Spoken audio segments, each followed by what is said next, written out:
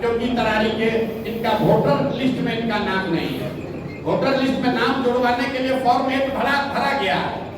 ये सब प्रावधान है, आप इलेक्शन अधिकारी से पूछ लीजिएगा कि आप 8A फॉर्म 8A भर के अपना नाम जुड़वा सकते हैं।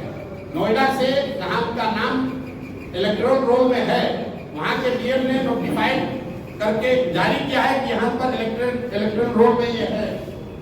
जनरल साहब की पत्नी की डेथ हुई है 2020 में। उस समय तक वो बिहार के वोटर लिस्ट में थे, लेकिन पत्नी के डेथ होने के बाद वो नोएडा में रहते थे, तो उनका इलेक्टोरल रोल में नाम शिफ्ट हो गया, क्योंकि 24 में उनको वोट देना होगा। अब इसी को आधार बनाकर जिला प्रशासन या इलेक्शन के लोग उनको लड़ने से रोकना चाहते हैं, उसको देखा जाएगा। लेकिन इस तरह की चीज तो लोकतंत्र में आती ही रहेगी। आप व्यवस्था के सामने खड़े होइएगा तो जो वहाँ बालू माफिया है, जो हजारों करोड़ रुपया लूट रहा है, वो इतना आसानी से थोड़ी छोड़ेगा। लेकिन जब चुनाव के पीछे हटने वाला नहीं है। जनरल साहब वहाँ खड़े हैं, प्रशांत किशोर यहाँ नहीं लड़ रहे हैं, लेकिन प्रशांत किशोर का कोई भाई कोई सिपाही लड़ेगा और यहाँ पर राजनीतिक कमीदारी जिन लोगों का है उनका बोरिया बिस्तर समेटेंगे। उसी तरीके से तरारी से देश का इतना बड़ा जनरल बिहार का लड़का वहां से भूमि और बालू माफियाओं को उखाड़ कर फेंकेंगे। अगर उनको नहीं लड़ने दिया तो कोई वहां तरारी का लड़का लड़ेगा, लेकिन लड़ेगा जरूर। हम लोग पीछे नहीं हटेंगे, ये नहीं कहेंगे कि हमारा नामांकन कैंसिल हो गया। हम लोग लगे हुए हैं। कल या परसों तक निर्णय इलेक्शन कमीशन दिल्ली को देना है कि उनको लड़ने की अनुमति दी जाएगी कि नहीं। लेकिन आप जरा पत्रकार होने के नाते समझिए, बिहार का जो लड़का पूरे 75 साल के इतिहास में सिर्फ 2 ही लोग आज तक 22 चीफ ऑफ आर्मी स्टाफ बने हैं बिहार से, एक गवर्नर एसके सिन्हा और एक एसके सिंह। उस लड़के को आप चुनाव नहीं लड़ने दे रहे। ये फर्जी का नियम लगा कर कि आप कहते हैं ये इसका इलेक्टोरल रोल में यहाँ नाम नहीं है, एक ये भरा गया है, कह रहे नहीं उसके दिन पास हो गया है। ये तो चलता है, प्रशासन और सरकार की ओर से ये सब चलेगा। लेकिन जन चुनाव इतना आसानी से दबने वाला नहीं है। हम लोग इस व्यवस्था को बदलने आए हैं, इतना जल्दी थोड़ी डरने वाले।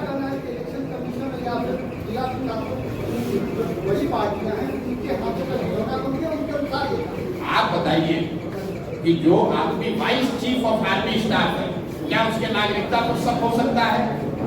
करो के वहीं से पढ़े हैं, वही सूरत स्कूल से हाई स्कूल किया है, क्या इस पर शक है?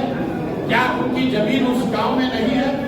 क्या उन्होंने वहाँ इलेक्ट्रिसिटी बिल पिछले 1 साल से नहीं भरा है? क्या उनका राशन कार्ड नहीं है? सब कुछ है, इलेक्टोरल रोल में वहाँ नाम नहीं है, उसके लिए रोका जा रहा है। तो हम आप पर निर्णय छोड़ रहे हैं कि कौन किसको रोक रहा है। एक सवाल और फॉर्म 8A इस सब के बावजूद यहाँ इलेक्टोरल रोल में ट्रांसफर के लिए नोएडा से डीएम ने उनके इलेक्टोरल रोल के को सर्टिफाई करके भेज दिया। 8A हम लोगों ने सबमिट कर दिया है। डीएम कह रहे हैं कि हमारे हाथ में नहीं है, ये इलेक्शन कमीशन के हाथ में है, क्योंकि आचार संहिता लागू है। अब बताइए, डीएम अपना हाथ पल्ला झाड़ लिए और हम लोग पटना जाकर पिटीशन दिए हुए हैं। जो बिहार में सबसे बड़े कानून के जानने वालों में एक वाईबी गिरी जनसुराज के संस्थापक सदस्य है, वाईबी गिरी जी उसको एग्जामिन कर रहे हैं। तो नहीं होगा, हम लोग कोर्ट में लड़ेंगे और कोई लड़े चुनाव के बाद इसको हम लोग नेशनली चैलेंज करने वाले। क्या रूल है? बिहार का कोई लड़का सेना का है, काम कर रहा है सियाचिन में, आप उसको यहाँ चुनाव नहीं लड़ने दीजिएगा भाई। कोई सियाचिन में एक सिपाही होता है, सियाचिन में इस आदमी ने ब्रिगेड को लीड किया। सियाचिन में जो कमांडर होता है सेना का, वो सबसे प्रतिष्ठित पद है। उस पद को जिस बिहार के लड़के ने लीड किया है, उसको आप कह रहे चुनाव नहीं लड़ने देंगे। तो किसकी गलती है? आप बताइए किसकी गलती है? कौन चुनाव लड़ेगा? वहां का बाहुबली का लड़का कौन चुनाव लड़ेगा? जो वहां जातीय हिंसा में लगा हुआ है। तो ये तो इसीलिए तो जब सुराज है, तभी तो लोगों का आंख खुलेगा कि बिहार से सत्ता पर लोगों ने कब्जा किया हुआ है। वैसे बिहार के 4 विधानसभा चुनाव आप लड़ रहे हैं, चुनावी मुद्दा क्या मुद्दा है? चुनाव का मुद्दा ये है कि बिहार की जनता अपने बच्चों के लिए जगे, अपने बच्चों के लिए वोट करे। अभी तक जाति के लिए वोट कर लिया, धर्म के लिए वोट कर लिया, मंदिर मस्जिद के लिए वोट कर लिया, विचारधारा के लिए वोट कर लिया, नेता के बेटे के लिए वोट कर लिया। एक बार एक बार अपने बच्चों के पढ़ाई और रोजगार के लिए वोट करो। यही जन स्वराज का नारा है, यही जन स्वराज का सिद्धांत है और इसी मुद्दे पर चुनाव लड़ा जाएगा कि नेता के बेटा को वोट देना है कि अपने बच्चे को वोट देना। प्रशांत जी, एक सवाल मेरा है कि पार्टी के उम्मीदवारों की घोषणा पार्टी अध्यक्ष न करके आप क्यों कर रहे हैं? नहीं, पार्टी अध्यक्ष ही कर रहे हैं। आप आए हुए हैं। अरे आज अभी कहाँ घोषणा हुई? आप सारा प्रेस कॉन्फ्रेंस देखिए, आपको मालूम है, आप लोग यही उठाइएगा, आपको मुद्दे से नहीं मतलब है। बस सारे मुद्दे पर नहीं, सुनिए, पटना में वीडियो निकालिए, लेफ्टिनेंट जनरल वीके सिंह की घोषणा किसने की? मनोज भारती जी जो पार्टी के अध्यक्ष है उन्होंने की। बेलागंज में किसने की? मनोज भारती जी ने की। इमामगंज में किसने की? मनोज भारती ने की। आज क्यों नहीं है?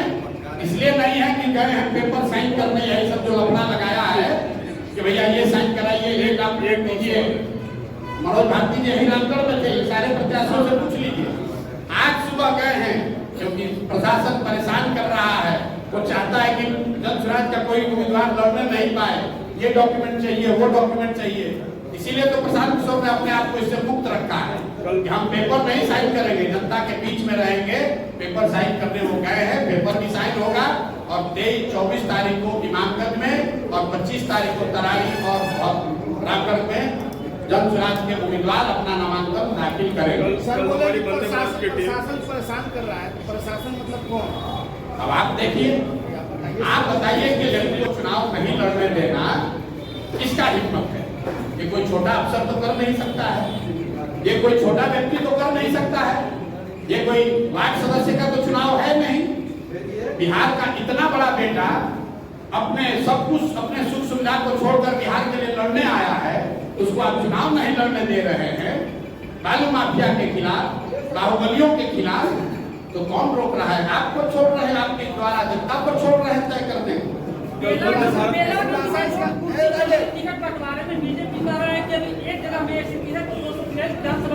अरे देखिए, बीजेपी जैसे दल को, हमको यहाँ बीजेपी का मुखिया नेता क्या कहता है, उसका कोई वैल्यू है?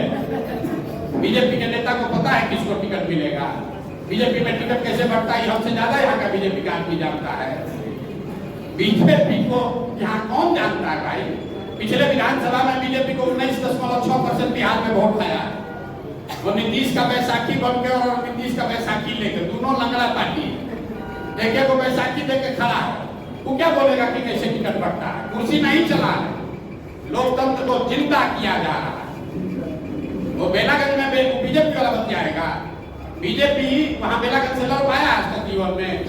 वहां जो आरजेडी के बाहुबली नेता है उसके खिलाफ लड़ने के लिए कैंडिडेट आज तक बीजेपी को नहीं मिला। वो हमको बता रहा है कि कुर्सी चल रहा है। आज जहां तरारी से लड़ रहा है वो जदयू से निर्दलीय लड़े हुए और जदयू में शामिल एक बाहुबली को अपने टिकट पर लड़ा रहा है और राष्ट्रवाद का बात करता है। कि बीजेपी वाला सब राष्ट्रवाद का बात करने वाला, जरा पूछिए कि सेना के जनरल को नहीं लड़ने दे रहे हैं, जिसने भारत की रक्षा के लिए कुर्बानी दिया है 40 वर्ष, उसको नहीं लड़ने दे रहे हैं। और बीजेपी ने उम्मीदवार बनाया किसको? एक बाहुबली के लड़के को। तो चरित्र भी देख लीजिए, कहता है चाल चरित्र अलग है। चरित्र देखिए बीजेपी का, परिवारवाद का बात कर रहा है। उसको तरारी में कोई नहीं मिला, बाहुबली और बाहुबली का को भी नहीं, बाहुबली के लड़का को लड़ा रहा है और कहता है कि हमने कम परिवारवाद हमारे खिलाफ है। वो हमको बोलेगा कुर्सी चल रहा है। कुर्सी चलने के बाद बेलागंज में कौन उम्मीदवार हुआ जन स्वराज का? प्रोफेसर खिलाफत हुसैन, जिसने 30 बरस बेलागंज में बच्चों को मैथमेटिक्स पढ़ाया है, अगड़ों को, पिछड़ों को, हिंदुओं को, मुसलमानों को। इस व्यक्ति ने वहां गणित पढ़ाया है 30 बरस। उस प्रोफेसर को हम लोगों ने उम्मीदवार बनाया है। जिस क्षेत्र के बारे में लोग कहते हैं कि 10 करोड़ रुपया चाहिए चुनाव लड़ने के लिए, वहां से एक साधारण प्रोफेसर को चुनाव लड़ा रहे हैं। तो आप लोग पत्रकार लोग भी कह रहे हैं प्रशांत किशोर से गलती हो गया। इसीलिए ना बिहार का ये दुर्दशा है। कोई अच्छा आदमी खड़ा होता है तो आप लोग कहते हैं बिहार में नहीं चलेगा, तो न चलेगा तो इसी दुर्गति में जीवन भर आपको भी रहना पड़ेगा। बिहार की राजनीति में प्रशांत किशोर को इंटरटेनमेंट का साधन कहा जा रहा है। बढ़िया है, इंटरटेन होइए, मजा लीजिए। अगर जो लोग ये कह रहे हैं तो उनसे पूछिएगा कि उनके दल के जो आका हैं वो इसी इंटरटेनमेंट के साधन का इस्तेमाल करके इसी बिहार के लड़के से सलाह लेकर वहां पहुंचे हैं। नैया पार नहीं लगने वाली थी, न भाजपा का अन्ना नीतीश का। ये मालूम है ना आपको? हमको बताने की जरूरत नहीं है कि 14 में कौन उनको मदद किया, 15 में यहाँ नीतीश का कैरियर को किसने बचाया, न तो जहाज डूब गया था पूरा, मांझी जी लेकर भाग गए थे। सर आज नामांकन के दौरान राजद के जो उम्मीदवार है रामगढ़ से बोले कि सिर्फ प्रशांत किशोर की पार्टी मीडिया में बनी हुई है, मीडिया वाले उनका सपोर्ट कर रहे हैं और कम नहीं है उनका कोई। ठीक बात है, आप लोग सब लोग मीडिया है तो टिप्पणी प्रशांत किशोर को नहीं किए तो मीडिया वाले पर किए। आप लोग को कितना लोग सुनिए, मीडिया पर मीडिया को समझ नहीं है। अगर आप हमारे प्रेस कॉन्फ्रेंस में आए हैं तो कुछ तो सोच के आए होंगे। वो तो यही कह रहे हैं कि मीडिया में बने हुए हैं, क्यों पैसा वैसा दे के सबको खरीद लिया है।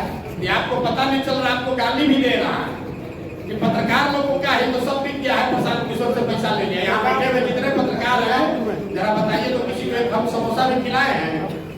कह रहा है कि सारा पत्रकार प्रशांत किशोर के पीछे घूम रहा है। पीछे नहीं आप भगवान के किसी गाँव, रामगढ़ से किसी गाँव में जाइए, रामगढ़ के किसी गाँव में जाइए, प्रत्याशी की बात छोड़िए, जीखार की बात छोड़िए, अगर घर घर कोई पहुंचा है तो जनसुराज के वर्कर कार्यकर्ता पहुंचे। क्या आपको मालूम है आज अगर रामगढ़ के घर घर में, गांव गांव में कोई आदमी पहुंचा है तो जनसुराज का वॉलंटियर पहुंचा है, जनसुराज का कार्यकर्ता पहुंचा है, वो जगदानंद सिंह का लड़का नहीं पहुंचा है। लेकिन लड़ाई इसी बात का है कि नेता का लड़का नेता बनेगा कि रामगढ़ का लड़का नेता बनेगा, अभी पता चलेगा। अभी 2-3 घंटा चलाइएगा। एक सवाल ये है, अभी जैसे आपने कहा है कि 5 उम्मीदवार यहाँ पे हैं, प्रेस कॉन्फ्रेंस में अभी आप अनाउंस नहीं कर रहे हैं, कल के लिए आपने कहा कि व्हाट्सएप पे नाम चला जाएगा। या आके मनोज जी अनाउंस कर देंगे, कहा कि भाई साहब बोल रहे हैं कि अध्यक्ष को अनाउंस करना, हम अनाउंस कर देंगे तो आप लोग अभी तुरंत कहिएगा कि उम्मीदवार प्रशांत किशोर को रिमोट कंट्रोल से चला, लोग बोलेंगे कि रिमोट कंट्रोल। हाँ लोग बोलेंगे ना, इसीलिए ना नहीं कर रहे हैं, हमको पहले से मालूम है। सवाल है उसको बता दीजिएगा। जैसे आपने कहा कि 5 उम्मीदवार को अभी आप लेके बैठे हुए हैं कि ये मजबूत दावेदार है रामगढ़ जी, तो कहीं आपको ये डर तो नहीं है कि बेला का जो घटना घटी है, अगर प्रेस कॉन्फ्रेंस में अगर अनाउंस कर देंगे तो रामगढ़ में भगवान भी ये घटना घट अरे भाई ये 500 लोग सामने खड़े हैं और बेलागंज में सुनिए, बेलागंज का प्रेस कॉन्फ्रेंस आपने देखा है, वहाँ 500 उम्मीदवार, आप लोग कुर्सी चलने को इतना बड़ा बात बता रहे हैं। अभी तक तो आप लोग कह रहे थे जनसुराज को कोई पूछिए नहीं रहा है, और जनसुराज का टिकट पाने के लिए अगर लोग कुर्सी चला रहे हैं तो यही बता रहा है कि जनसुराज की ताकत है कि नहीं। अरे भाई इतना तो समझिए, 10 दिन पहले पार्टी बना है, उस पार्टी का टिकट पाने के लिए लोग कुर्सी चलवा रहे हैं। और जब बेलागंज के प्रेस कॉन्फ्रेंस में कोई कुर्सी नहीं चला, जहां चर्चा चली है वहां समर्थकों ने कुछ हल्ला गुल्ला किया होगा, उसमें क्या लोकतंत्र अभी नहीं, अगले 1 साल में हर जनसुराज के मीटिंग में कुर्सी चलेगा, हम पहले आपको बता देते हैं। लेकिन कुर्सी चलने के बाद जो चुन कर आएगा वो लोकतांत्रिक तरीके से चुन कर आएगा। हमको अपने परिवार के आदमी को बनाना है तो कुर्सी नहीं चलेगा। राजद में क्या कुर्सी चलेगा? राजद के किसी कार्यकर्ता को हिम्मत है कि कुर्सी चला के कह दे कि हम उम्मीदवार होंगे? उसको तो मालूम है कि जगदानंद का परिवार ही बनेगा, लालू जी का लड़का ही बनेगा। आप बता दीजिए कि आप राजतंत्र में, परिवार तंत्र में भरोसा रखते हैं, वो ठीक है कि जहां हल्ला गुल्ला हो, लोकतंत्र जिंदा हो, वो ठीक है, आप तय कर दीजिए।